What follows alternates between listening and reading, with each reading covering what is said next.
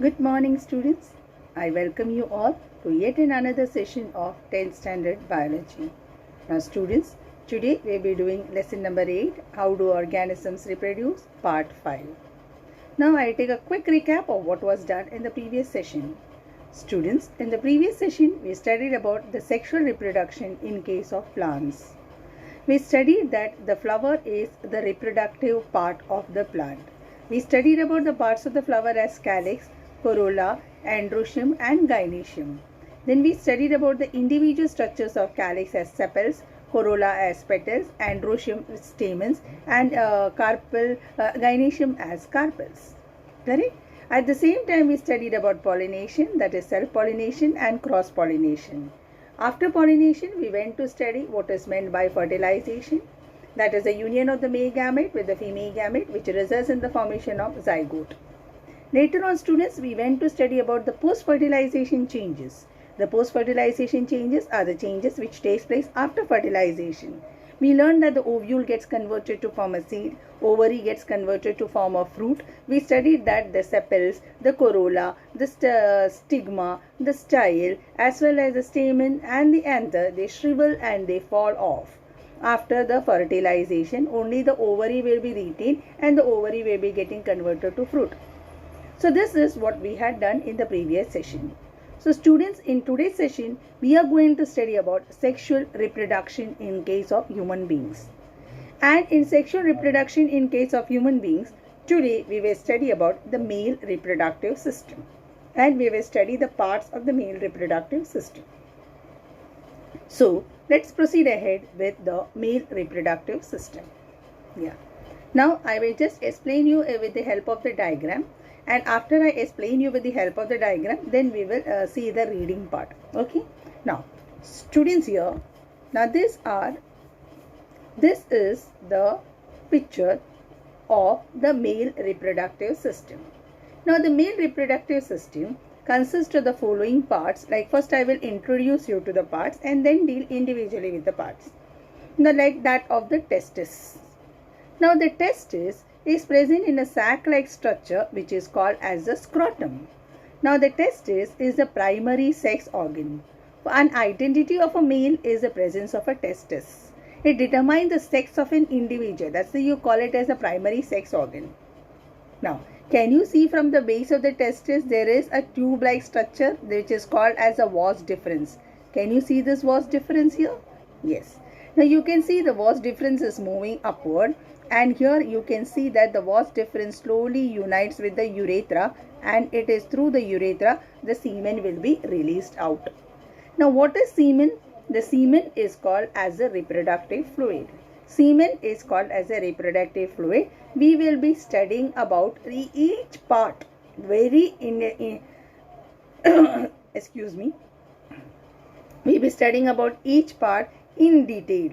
Okay, so we saw what is a testis, we saw the scrotum, that is a bag-like structure in which the testis is present, we saw what is the vas deferens, we saw how the vas deferens is moving upward, and we saw that how it is coming out through the organ which is called as the penis. We will study even the function of the penis. That individually when I teach you will understand it better. Okay, now let us start with the first part, and in the first part we are going to study about testis. Now, regarding the testis, as I told you, the testis is a primary sex organ. It determines the sex of an individual, whether it is a male or a female. So, that's why you say it is a primary sex organ. Now, you know the testis is present outside the abdomen. Now, what is an abdomen? Abdomen is a part of the body where the stomach, lower part of the stomach and the intestine is present. That region is called as the abdomen. Now, when you tell about the lower part of the stomach or you speak about the intestine, all structures are present inside the abdomen. Now, as far as the testes are concerned, the testis is present outside the abdomen in a bag-like structure or a sac-like structure which is called as the scrotum. This part is called as the scrotum. I just draw the scrotum and show you. This part is the scrotum, and here this is the testis which is present. Now, why is the testis present extra abdominally? Now the testis is present extra-abdominally in a bag-like structure or a sac-like structure which is called as a scrotum, because for the formation of the sperm we require a body temperature lower than that of 37 degrees Celsius. Now our body temperature is 37 degrees Celsius. In this constant 37 degrees Celsius, there cannot be production of sperm. Production of sperm requires a temperature lower than our body temperature. So what nature has done is, nature has pushed the testis outside the abdomen so that it is not maintained in a constant 37 degrees Celsius. Okay, I hope students you have understood testis as a reproductive organ as well as scrotum. Now in case of human being, there is a pair of testes, the right testis and the left testis. Here we are taking a lateral view, side view. We are taking a lateral view, side view of the male reproductive system. So you are seeing only one testis. The other testis will be present on the other side. Okay. Now let's do the reading part. Male reproductive system, testis. There are a pair of testes in human beings. Testis is singular, testes is plural. The testes are present outside the abdomen in a bag or a sac-like structure called as the scrotum. This helps in maintaining the temperature of the testis below the body temperature, which is necessary for the optimum is maximum production of sperm, because the function of the testis is to produce the sperm, which we will study in the next slide. Okay.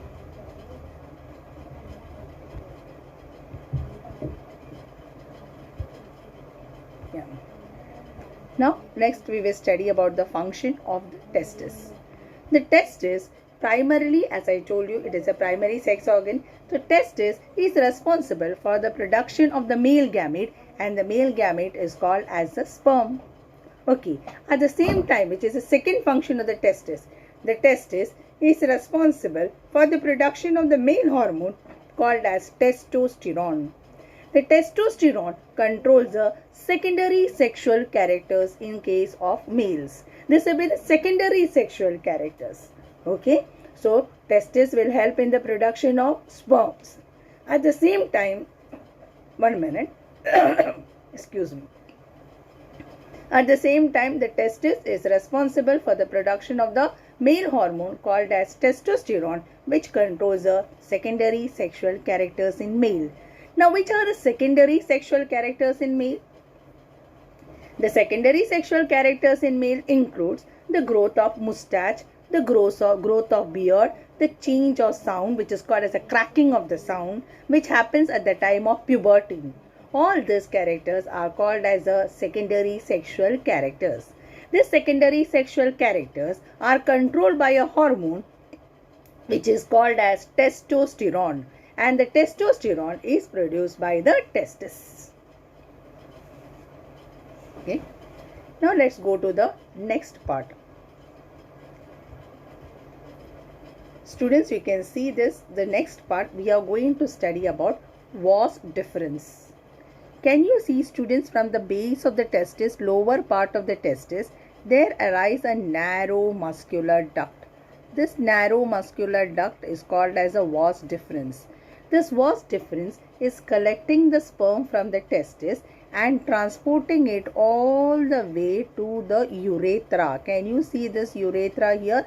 It is coming and it is joining with the urethra, because it is the vas deferens which will help in the transport of sperms from the testis to the urethra to the outside. Okay. So now let us do the reading part for vas deferens. Yeah. Vas deferens. The vas deferens is a narrow duct which will help in the transport of sperms from the testis to the urethra. So you have seen vas deferens and you have seen how it takes a turn and how it is transporting it to the urethra. Now we will study about urethra. Now students, as far as the males are concerned, urethra is a part of the excretory system as well as the reproductive system. And we will see how it is a part of the excretory system and the reproductive system. For that, let us see the urethra here.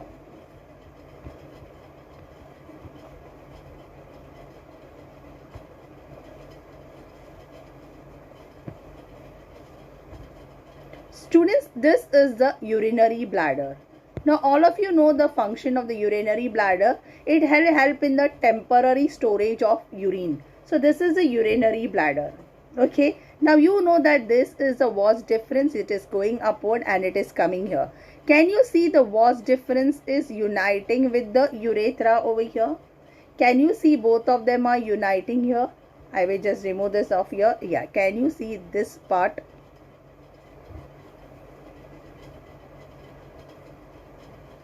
Can you see it is appearing like a V-shaped structure? A part of the vas deferens is uniting with the part which is coming out from the urinary bladder.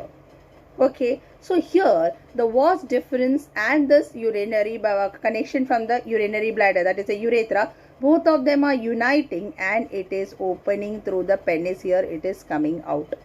So here the urethra will help in the excretion of urine. At the same time, it will help in the transport of sperm. So here urethra is playing a dual role. It is playing a role in excretion of urine. At the same time, it is helping in the process of reproduction by helping in the transport or the release of sperm to the outside.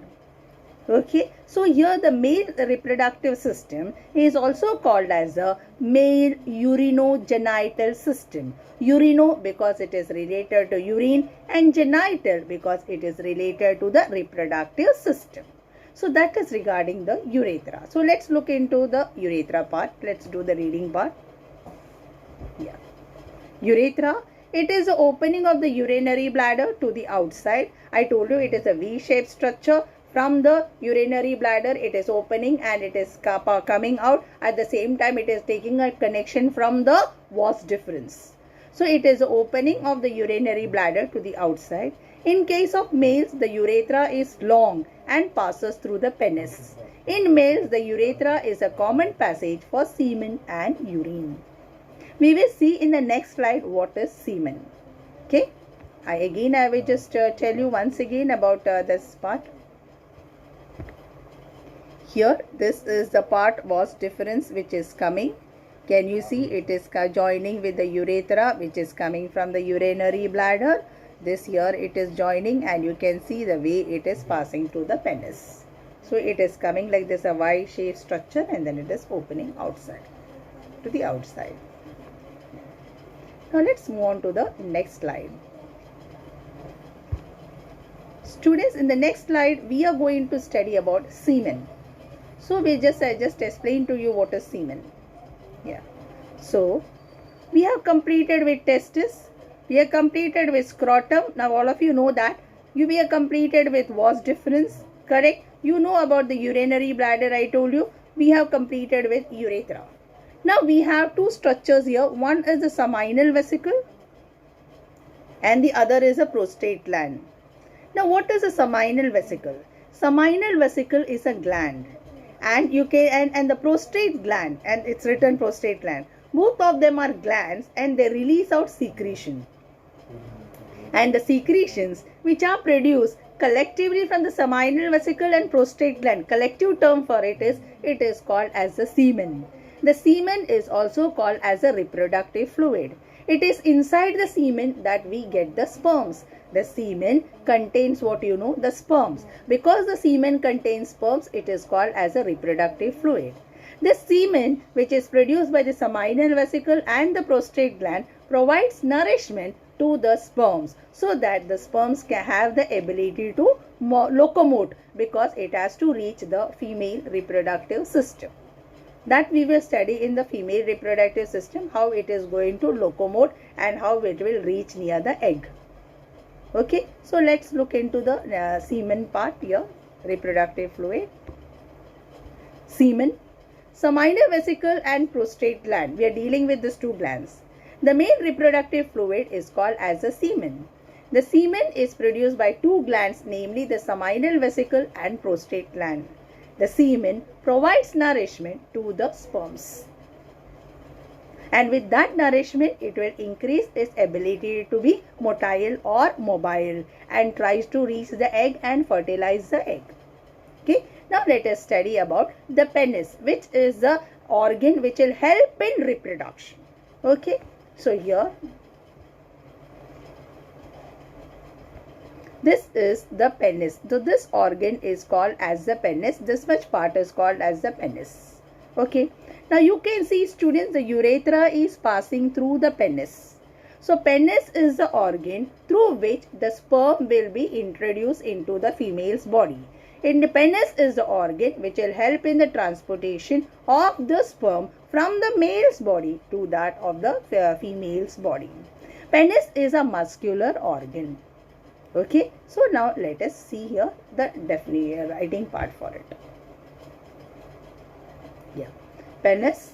It is a muscular organ which helps in the transfer of sperm into the female reproductive tract. And once it reaches, the sperm reaches the female reproductive tract, the sperm has to swim and reach near the ovum to fertilize it. So if it has to swim and reach there, it requires energy. And if it requires energy, it requires nourishment. And we have already seen that the nourishment is provided by the semen. Which is produced by the two glands, the seminal vesicle and the prostate gland. Okay, students. So with this, we have completed the different parts of the male reproductive system. I hope all of you have understood the parts, that is testis, the scrotum, the vas deferens, seminal vesicle, prostate gland, penis and urethra. Okay, you may have a question in your mind, why am I not talking about the bladder and the ureter? The bladder and the ureter is a part of the excretory system. Only to show that it is connected to the urethra, we are just highlighting the bladder and ureters. Is it clear?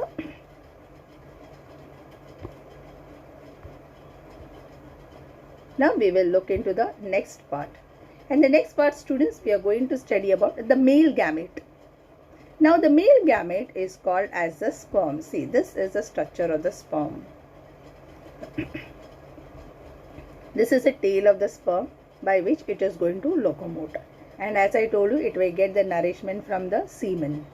Okay, this head contains the nucleus by which it will fuse with the female gamete, that is the ovum. Okay. Sperm. The sperms are tiny bodies that consist of mainly the genetic material. Where is the genetic material present? As I told you, the genetic material is present in the nucleus. Okay. Genetic material and a long tail that helps them to move towards the female germ cell. All of you know that female germ cell is in another word for female gamete or the ovum. So students, that marks the end of the male reproductive system with a note on the male gamete. Now it's time for your assignment questions. So let's look into the assignment here. Write short notes on testis. You will describe the testis. There are a pair of testis. It is present in the scrotum. And then you will explain that how the temperature has to be maintained lower than that of the body temperature. Then you will write the function, that is production of sperm as well as testosterone, which controls the secondary sexual characters. Then as the urethra. Urethra, you will write it is a common passage for what? Urine as well as semen. So it is a part of your excretory system as well as reproductive system. Okay. State the function of vas deferens. All of you know the function of vas deferens. It will help in the transport of sperms from the testis to that of the urethra, and it will be released out to the outside by means of urethra. Next is seminal vesicle and prostate gland. You know the seminal vesicle and the prostate gland is responsible for producing the male reproductive fluid, which is called as the semen. The semen provides nourishment to the sperm. By taking up nourishment, the mobility of the sperm will be increased so that it can easily reach the ovum and fertilize it. Okay, so students, that marks the end of part 5. So we have completed with the male reproductive system as well as the male gamete, that is the sperm. So that's all for today. Thank you.